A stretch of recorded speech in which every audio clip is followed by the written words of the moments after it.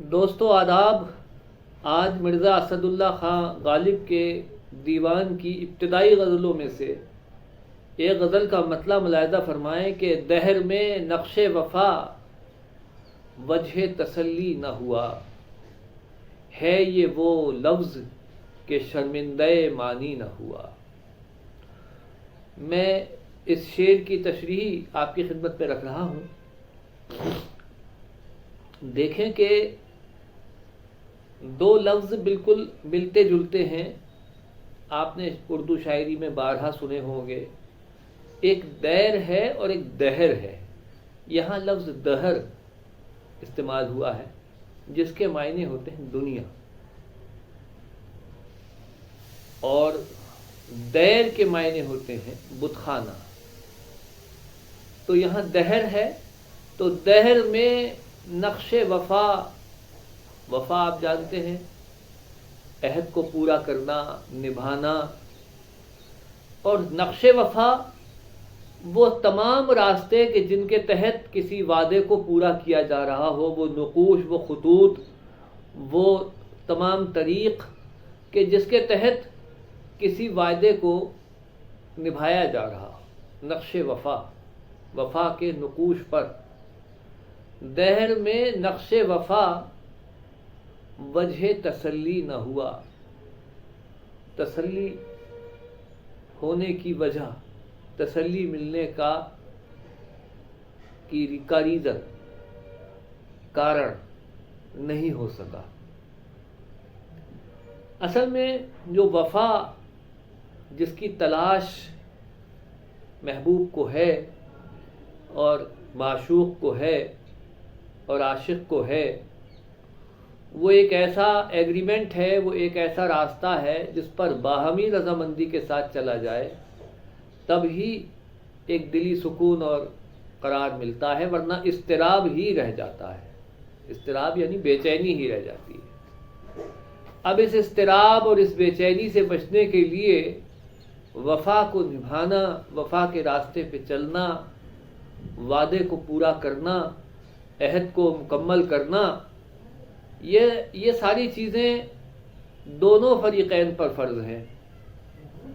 اگر عاشق اور معشوق آپس میں رضامندی کے ساتھ عہد وفا کو مکمل کرتے ہیں تب ہی عشق پائے تکمیل تک پہنچتا ہے، ورنہ وہ تشنہ کام رہ جاتا ہے، ورنہ وہ مکمل نہیں ہوتا۔ اور اس نامکمل عشق کی کسک اور خلش پھر یا عاشق یا معشوق کو زندگی بھر سوزش میں، تکلیف میں، پریشانی میں، مصیبت میں، آہوزاری میں مبتلا رکھتی ہے۔ تو اس دنیا کا معاملہ تو یہ ہے، غالب کہتے ہیں کہ اس کے اندر وفا کا جو راستہ تھا، جو عہد کے نبھانے کا راستہ تھا، وعدے پر کو نبھا دینے کا، نبھا کے چلنے کا جو راستہ تھا، وہ تو تسلی بخش نہیں ہوا، اس سے تو کوئی تسلی حاصل نہیں ہوئی۔ دہر میں نقش وفا وجہ تسلی نہ ہوا۔ اچھا، اب یہ ہے کہ یہ خالی نام رہ گیا، وفا وفا نبھائیں گے، ٹھیک ہے، ایگریمنٹ نبھائیں گے، چلیے محبت ہے، آپ کو بھی ہے، اقرار بھی کر لیا، نبھائیں گے، پھر بھی نہیں نبھا رہے۔ ہے یہ وہ لفظ کہ شرمندہ معنی نہ ہوا، یہ کبھی اپنے سارتھک ارتھ میں پریپورن ہو نہیں سکا، یہ کبھی اپنے معنی کے اعتبار سے، مفہوم کے اعتبار سے، اور معنی اور مفہوم اس کے بڑے پوری زندگی پر محیط ہوتے ہیں۔ یہ لمحہ دو لمحہ، منٹ دو منٹ، سال دو سال کے لیے ایگریمنٹ نہیں ہوتے۔ محبت کے وعدے جنموں جنموں کے وعدے ہوتے ہیں، تو ان کو نبھانا بہت آسان نہیں ہے۔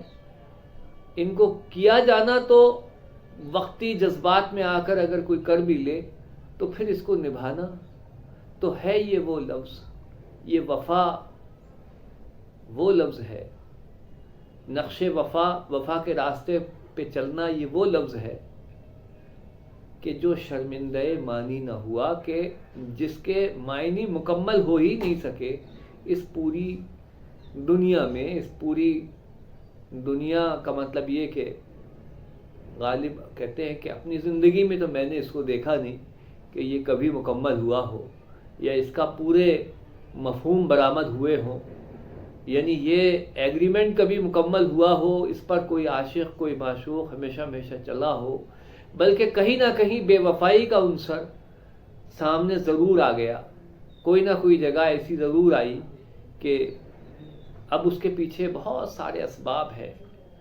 یعنی اگر ایک شخص عشق کرتا ہے کسی سے، تو جس سے عشق کیا جاتا ہے وہ ہو سکتا ہے کہ وقتی طور پر عشق کا جواب عشق سے دے دے، وفا کا جواب وفا سے دے دے، لیکن یہ وفا بڑا ہواگیر لفظ ہے اور یہ پوری زندگی پر اس کا اطلاق ہوتا ہے، محیط ہے، اور زندگی بھر وعدہ وفا کرنے کا وعدہ ہوتا ہے، طریقہ ہوتا ہے۔ اب چونکہ ہوتا نہیں ہے ایسا، بعض جگہ کچھ ایسے عوامل شامل ہو جاتے ہیں، کچھ ایسے حالات پیدا ہو جاتے ہیں کہ جس سے یہ بہرحال مکمل ہوتے غالب کہتے ہیں میں نے دیکھا نہیں ہے یہ وہ لفظ کہ شرمندہ مانی نہ ہوا۔ اور اب آپ دیکھیے کہ فارسی اصطلاحات کے کس قدر حسین اور خوبصورت انداز میں اس کو نبھایا ہے۔ دہر میں نقش وفا مرکب شکل میں اس میں یہاں استعمال ہوا ہے۔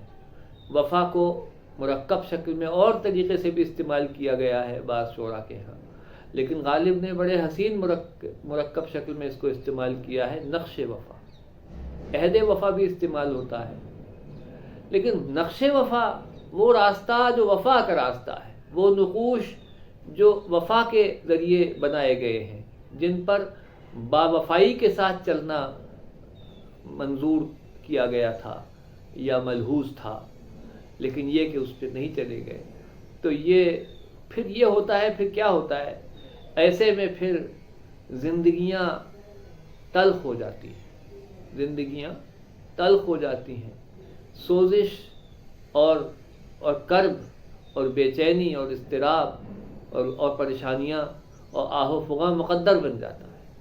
تو ایسی ہی بات یہاں بیان کی گئی ہے کہ دہر میں نقش وفا وجہ تسلی نہ ہوا، ہے یہ وہ لفظ کہ شرمندہ مانی نہ ہوا۔